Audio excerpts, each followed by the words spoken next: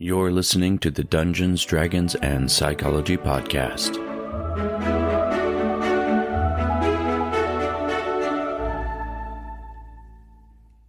You may remember last year we did an episode on making role-playing games less complicated with the crew from Super Blood Moon Studios. Well, since then, they've had quite the Kickstarter and are just now getting ready to release the print copy of their new RPG, Realms of Elghrune. And today, we're going to catch up with them and find out a little bit more about their TRPG. I'm Robert Walker, author of Session Zero, the DMG to writing great campaigns in any system. And this is my show, where I teach collaborative storytellers how to have more immersive campaigns using psychology. Let's get right to the interview. Hey, my name is Chaney, and I am the co-creator and co-owner of Super Blood Moon Studios and the tabletop RPG Realms of Elghrune. Hi, my name's Cory Holman, and I'm the other half of Super Blood Moon Studios and the other half of Realms of Elghrune. Awesome. Well, thank you guys for coming on today. Listeners, if you've listened to the show from early on, if you were listening during season 1, you will probably recognize Cory and Chaney. They were on and they discussed how to make RPGs less complicated with us during season 1. But since that time, their game has had a pretty awesome Kickstarter and things are really rolling on that front. So can you guys just kind of fill the listeners in, the cyclothids in on what's happened with Realms of Elghrune since last time we talked? Do you want to go? You want me to go? Ladies first. All right. So I remember last time that we was on, we had said that we was just going to do the book ourselves and put it out. Mm-hmm. That was before we found a company called World of Game Design. They're lifesavers. I'll just go ahead and put it like that. Absolute lifesavers. We contacted them, and they're a company that helps people like us produce their tabletop RPGs. So we reached out to them. They really dug the idea of Realms of Elghrune and helped us produce a Kickstarter for it. And, you know, long story short, we ended up funding 318%, I think. Yeah. Yeah, 318%. And that was absolutely humbling to see. Yeah. But it's been a really cool process because there was a whole lot more to it than we thought.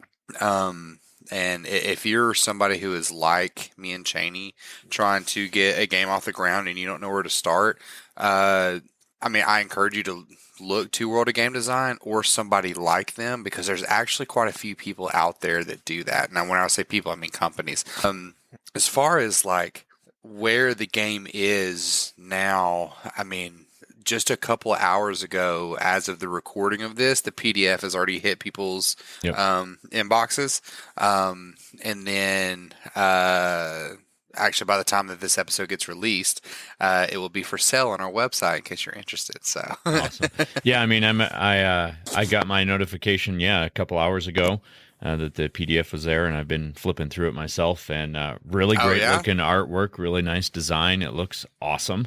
And you guys, like, I think a lot of things were really working in your favor when you did your Kickstarter, because it seemed like you just kind of had this really lucky moment of your release, and your concept was happening right as the same time as the Wizards debacle, where everyone was sort of looking for something different and something new because of the feelings that they were having because of that part of the role-playing world. So do you think that kind of played into it? And did you hear anything about that as the Kickstarter was going on? Brother, let me tell you, whenever we said the stars have aligned for us, it was absolutely insane. Because we funded in the first 12 hours, and it was a week after the first OGL stuff started dropping.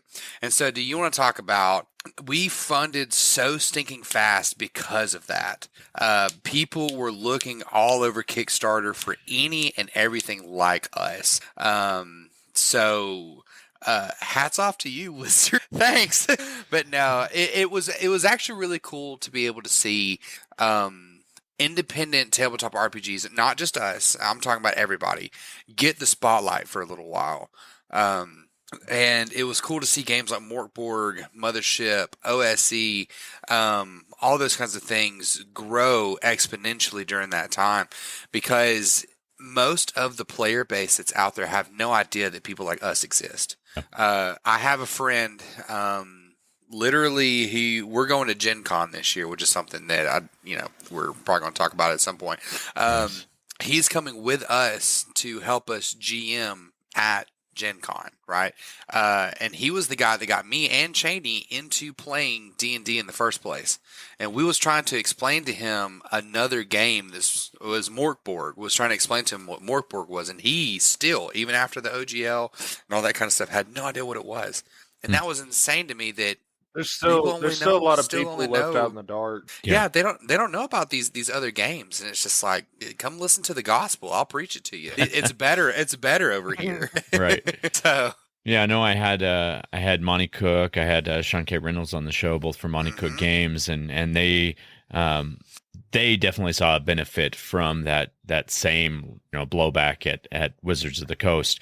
Yes. And when Sean was on the show, he was definitely talking about how the environment just shifted so much and people were way more excited about trying other games. So I think it was really good for the community overall, just getting people to branch out and experience different types of role playing and different systems. But can you tell us a little bit about your game and its mechanics? What makes it different from the other games that people might be more familiar with? What makes Realms different really is the combat system is something I can explain to your grandma. Nice. It is it's you roll, I roll, highest number wins. Your gear that you pick up along in the dungeon adds modifiers to those rolls, and if you roll the same number, you roll again, and I'm done. Nice. That's it. That's the whole combat system. But there's a lot more to it than that. Starting out, yes, it is that simple. But as you play and as you keep going along, the game gets more and more crunchy because your character development comes not from gaining in stat points, because we don't have stat points. Your character development comes from gaining in perks as you level up. And these perks are abilities that are the flavor for your class. And there are millions of combinations. And whenever I say millions, I mean millions of combinations of characters that you could possibly make. You can make a gunslinger who casts spells. You can make a warrior that heals. You can make a nature hunter that can, use technology and all that kind of stuff. So your imagination's the limit. And it's very simple to get into. Extremely simple. Now, if I remember right, when we were talking during season 1 and I had the two of you on, you were talking about the process of coming up with this idea. And I think it really sprung from something that you and Chaney had talked about basically one night. And the whole idea was about making it more accessible for people, making it more simple for people to just jump in and start playing right now instead of having to learn all these rules and all of this stuff and feeling intimidated and overwhelmed. You wanted people to just be able to come to the table, sit down, and start playing a game. And now that your game is developed and getting out there, how do you feel you've done in accomplishing that goal? Chaney, do you want to go? I think I've kind of commandeered the conversation up to now. You're good, brother. Gotta let a brother cook. I think we did it. I really do. I really think we have found, it's almost like a style, I guess you could say. Like, this is our style of like how to play tabletop, and it flows really well. Time and time again, like we've had brand new people who've never played the game sit down and play the game and enjoy the game within minutes. So I really think we hit it out of the ballpark. I really do. I believe in this product. I really put the system to the test one day. I had my parents sit down and play it. Beautiful. Now my sister and her husband, my brother-in-law, sat down and played it with us, who are actually a part of my D&D table. So there were experienced players there who knew kind of what to do, but both of my parents sat down and played, and they were up and going within 5 to 10 minutes. knew what to do. And it was actually kind of funny. My mom, I suspected her to get into it, but it was actually my dad that got really into it. Nice. And it was so simple that even they could get going. And we played a little session where they raided a goblin cave and what have you. And whenever they got done, I was like, okay, we kind of understand what this is now. And I had to explain to them that this isn't just like a one-time thing. You know, if we wanted to keep this going, I told them how I could explain how the story could, would keep growing. And they was like, oh, this is what you guys do then. Okay, cool. And so it's cool to see people who have never played anything before in their lives. The most role-playing tabletop RPG they'd ever played was probably Clue, and then get into it, start playing characters, don't have to think much about it. They didn't have to look at their character sheets at all. At all for anything. All they knew is if they wanted to do something, they just had to roll for it. That was it. And it was really, really nice to see.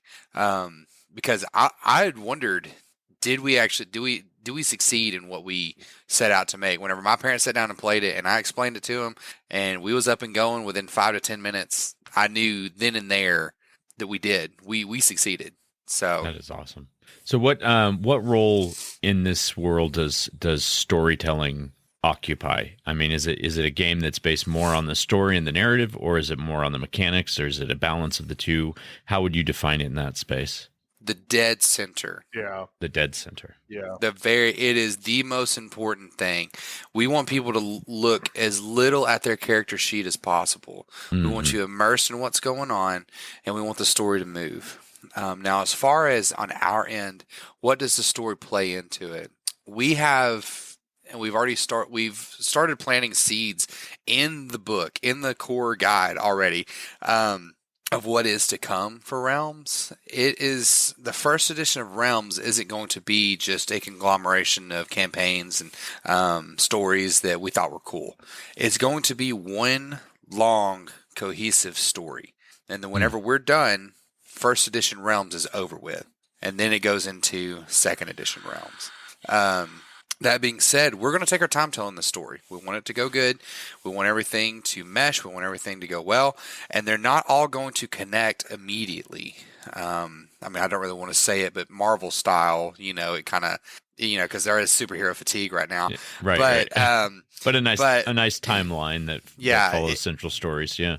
It will be a timeline that will eventually, if you play through all of it, and this is all just the mainline campaigns, you'll know. It's all pointing towards an end goal. And the more that we put out, the more you're going to realize what that end goal is. And that's something that we've already started in the core guide. So I know that it's really good for a one-shot system. It's actually a fantastic one-shot system. But we are actually making it to play one long story. That's awesome. So with that, I assume you have some expansions, some additional supplements. Do you have any teasers on any of that stuff currently? Yeah, Chaney, go for it. I don't want to spill the beans. Spill the beans, brother man. What is it? Okay, so like supplements. Hold on. What was the question? Just expansions or supplements. What are the future plans going forward with your writing and your world creation? It's kind of like what Cory said. Like every campaign is going to be a little bit of the overarching story. Right now, should we tell them about the Witherlands? No. That's a whole other system. No, that's a whole other system that we're working on. I guess he's talking about things like the Warlock and that kind of stuff. Yeah, we got a new class. We got 2 new classes in the works. I'll reveal them here. One of them is a priest, and the other one is a warlock. Warlocks are not necessarily evil or anything like that. They're kind of like fringe line on good and evil. And then priests, they're not like D&D no, warlocks. They're not. They're very, very different. Yeah, they're very different. And then we're doing a priest, which essentially in this world, the priests serve the dragon emperors. So there's going to be a little bit of actual like healing spells and dragon spells that we're going to insert into the game. Nice. Yeah, and then I can't think of anything else off the top of my head.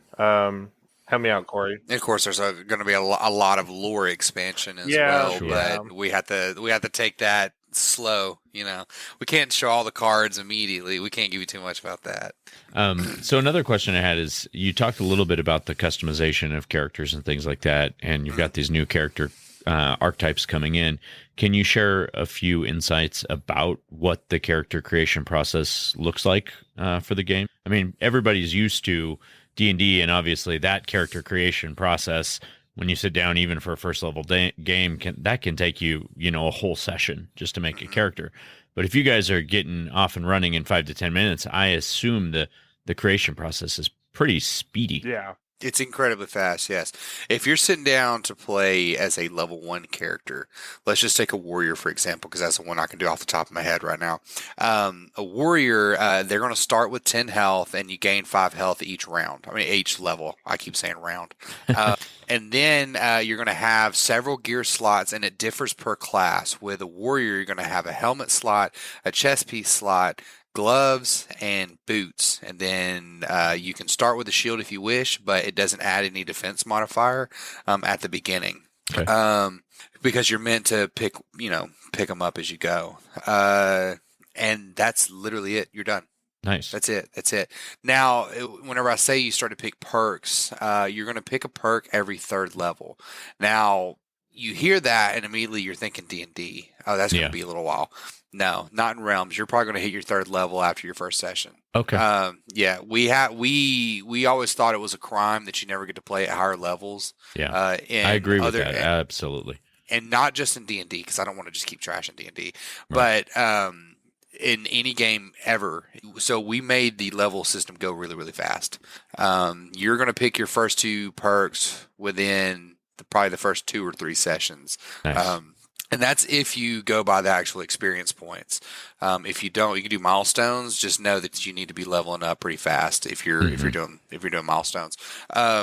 So your first 2 perks, in my opinion, are probably your most important, because then the level up does slow down, because you don't need to be, riding a bullet train the entire time you're playing. So those are probably your first 2. And then plus, if your Realm Master's cool with it, you can always switch out. But, nice. I would, if it was at my table, I'd let them switch out. Yeah, I mean, we've always played with retraining for characters. I think it's nice if somebody finds out that the build that they had just didn't suit what they were expecting. Then I've always been for, find some way in game, in the story narrative, to let them retrain, let them make mechanic changes to their character. Absolutely, and it would be really simple to do. If you read between the lines, you'd be able to figure out a way really fast how to do that mechanically, or you can come up with a way on your own. And that's just with the warrior, and the warrior is the simplest class to play. Now, of course, you're going to have classes that come with a companion. It's probably going to take you a little bit longer, and then your magic casting classes are going to take you probably the longest, and that's just because you have to pick spells. Right. But other than that, yeah. So can you tell me a little bit about spell casting? I mean, I'm pretty familiar with a lot of the D20 type systems and how spells work in that. What's different in Realms of Elghrune? What's different is that we don't use spell slots at all. Okay. We have spell points. Each spell has a mana point total, has a mana point cost. And you can just keep casting your little heart out until you run out of mana points. Think of it like a bar in a video game. That's it. That's how it works. That's awesome. Each spell has, say if a spell costs 6 mana and your mana point total is 24, you can cast that spell 4 times. Awesome. That's essentially how that works. That's really cool. So can you tell me a little bit about player agency and decision making? Is it built like a linear game, or is the world designed to be a little more sandboxy? It's whatever you want. It is whatever you want. If you want to try something, since we have no skill points, all you have to do is just roll for it. We have mechanics based set in the game in case you're a newer game master. And you don't really know where to set these challenges at. We have a little bit of mechanics in the book for where to set these challenges at. Sure. But, if you're kind of experienced, you know that it's like 12 or higher, it's a success. It's like 14 or higher, it's a success. 11 to 13, ask the GM, and like 10 and below is like a fail or something like that. Right. But you're meant, as the Realm Master, you're meant to kind of just set it on the fly. and always keep the narrative in mind first. It's like a good friend once told me that the dice know the story. Yeah, so. Well, hey, I think I've said that once or twice. Yeah. Yeah, that made it in the book. I'm pretty sure we even put Robert Walker like a quote in there too. I love it. Yeah, it's really interesting. My episode that released last week was all about playing or attempting to play in a system agnostic sort of way, where the story takes precedence and the mechanics are basically set aside to the point where you don't really have to think of them. And it really sounds like your RPG is built like that. It's built so that the character sheet and the mechanics and the min-maxing, that stuff is set aside so that the story can take the center stage. Story is king. Yeah. Always. Always, always, always. Story is king. Story is God. Story is all of it. Right. You don't come back because the mechanics were cool. No one ever shows back up to game night because, oh man, a warlock plays cool. Right. No, you show back up because you want to find out if you guys actually kill Strahd or not. Right. That's why you show back up. So the less barrier of entry, and then the less barrier that you have to be able to keep these stories moving along, the better. And that was really what we was trying to achieve. And that being said, we left it open-ended in the development of it on purpose, to where if you want to add a system that your table loves to use for crafting, for survival, for whatever, it's extremely easy to add it in. Love that. It's extremely easy to hack. We did that on purpose, because we want people to hack it. We want people to play this game and then make it their own as well, and not have to go across all the red tape it is to make it in something like Pathfinder, D&D. It's one of these more complicated, crunchier systems. You want to add in a crunchy system, add it in. It's very easy to do. Well, the thing is, too, is like we're trying to build a community around this game, and we want to be like community friendly. Like other companies, other people. If you love our stuff, if you love our lore or whatever, our mechanics, you want to hack it, like feel free. Like that's flattering to us. Like we did something right. If you're making a hack of our game, so. If you've always wanted to like make your own system, but you don't really know where to start, let me invite you to give Realms a try and see if you want to start with hacking that system. Because it'd be a whole lot easier than trying to hack 5e, because 5e is hard to hack. It really is, honestly, yeah. So, I mean, because like if you look at something like Morkborg, their third-party license is incredibly free. And so we essentially copied and pasted it. We added a few more things because we're very particular with the lore.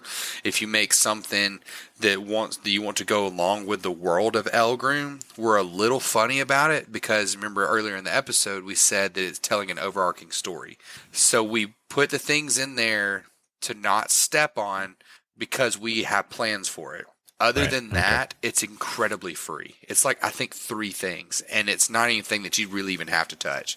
So awesome. I love that. So what types of players do you think are going to be most drawn to your game and enjoy it the most? The kind that like Zelda games. Yeah.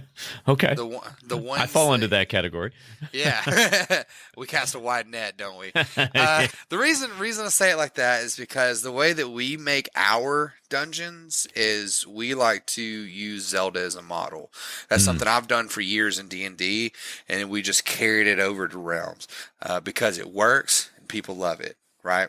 So it is traverse dungeon, solve puzzles, get items that's going to help you traverse deeper, and then you have a boss. You have a mini boss, and then a boss.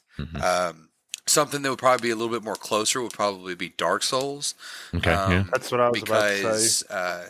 But Zelda casts a little bit wider of a net, and plus we're not as dark as Dark Souls is. Yeah, we are a little bit more whimsical than that.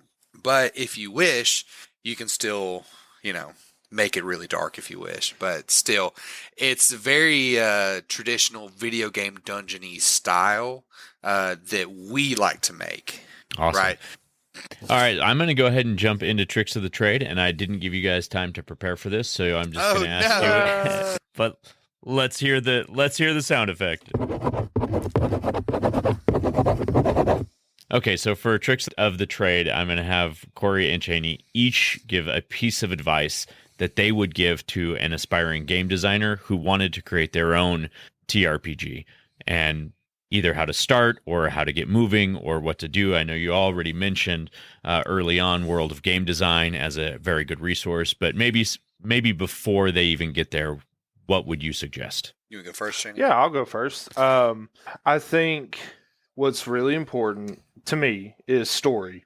In a world that makes comprehensible sense and that is unique, it ain't got to be super original. It's just got to be unique. And, it's got to make sense. Everything's got to flow and fit together.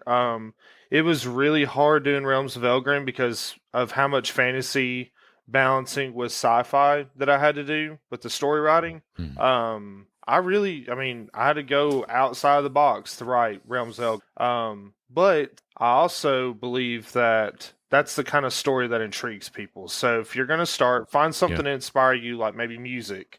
Everything I write is based off of the music I'm listening to. So maybe movies, video games, cinema, music, try to find some inspiration to write you a comprehensible story that you can apply to the table. I definitely agree with that, Chaney. I have said on the show a number of times how one of the most important things for me as a player is the believability of the world that I'm playing in. And I think there's just something about it being having a sense of realism that makes it much easier to suspend your disbelief and be present in character, experience the emotional outcomes and all of the various things that the story aspect of it can have a real effect on you, but it's got to be real enough to let yourself have that experience. And you got to have some anchors to, what? Absolutely. All right, so mine is to believe in yourself. I cannot tell you how many times throughout this whole process that I told Chaney, are we just making a hawk of crap? Is anyone even going to want to play this? Or do we have anything that's actually usable here? Is this even worth doing?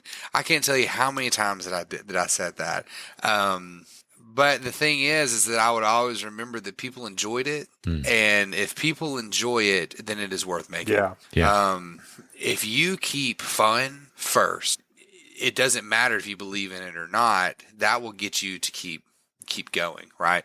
So, like I said, believe in yourself, because if you would play this, if you would play the thing that you're making, other people would too.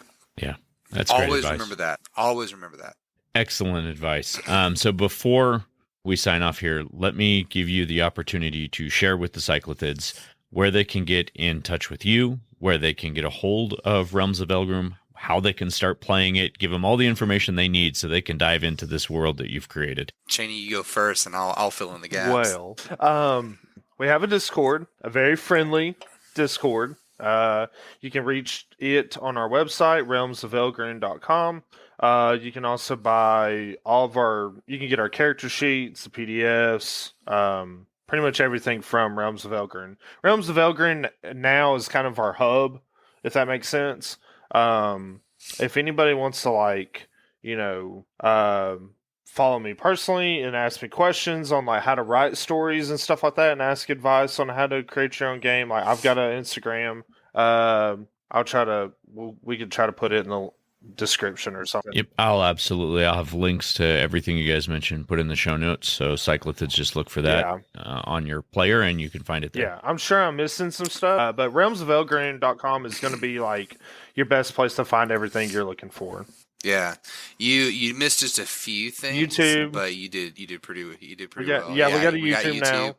Well, we're explaining in our own words how to play and just different things about the lore and whatnot. Because some people, they want to kind of test drive before they buy. And so if we can explain it in our own words beforehand, then great. Then another thing is Gen Con 2023. Yep. We are going to be there. If you want to sit down and play Realms with us, you can. You need to go to Gen Con, look at the events, and search up Realms of Elghrune. You have to reserve a spot. If you have, they call them event tickets. I can't remember exactly what they are. You can get event specific tickets, and then you can get like event agnostic tickets. If you have either, you can sit down and play with us. Just search us out. You'll be able to find where we're at. It's going to be really simple to find us, but we're gonna be there. If you're going to be there and you want to wait and buy the game there, that's completely fine too. And then, like I said, the PDF is going to be available for sale on our website right now. The books are at the printer right now. Awesome. So the physical will be for sale in a few weeks. Not 100% exactly when, but you can buy the PDFs and start playing right now. Another thing that's on our website that Chaney happened to forget that we haven't talked about at all is a little micro game that we made based off of Realms to show how easy it is to hack the system. Oh yeah, we made our own hack. I forgot about that. Called Extinction. Okay. If you like things like Dead Space, Resident Evil, Left 4 Dead, we made a zombie killing tabletop RPG using the exact same system as Realms of Elghrune. It's a $5 PDF. You're welcome, world. Awesome. It's like 13 pages long. It's not very long at all. But yeah, so if you want to try that out too, it's a bunch of random roll tables and all that kind of stuff. It's goofy. It's a blast. It's pretty cool. Yeah, it sounds like a lot of fun actually. So, but other than that, that's pretty much everything. That's all that we got. Awesome. So, well, thank you both so much for being on. I'm very excited about getting the print book. Like I said, I've been flipping through the PDF since it came through a little while ago, and already getting very excited to try playing. We should have you guys on again and maybe do a one shot or something. That would be a lot of fun. That'd be awesome. Oh, I would love to. Yeah, that would be really cool. It could have you run me through a little adventure or something. Absolutely. One thing, too, that I just want to go ahead and recommend to any and everyone that gets the PDF is to read the lore. Definitely read the lore, because if you're interested in the overarching story, it starts there. Awesome. So just letting you know. Okay, you heard it first here, Cyclothids. Read the lore, get the books, and check the show notes for all of those links so that you can get your own copy and start playing right away. Cory, Chaney, thank you guys so much for being on today. Always a pleasure. Thanks for having us, Thanks, man.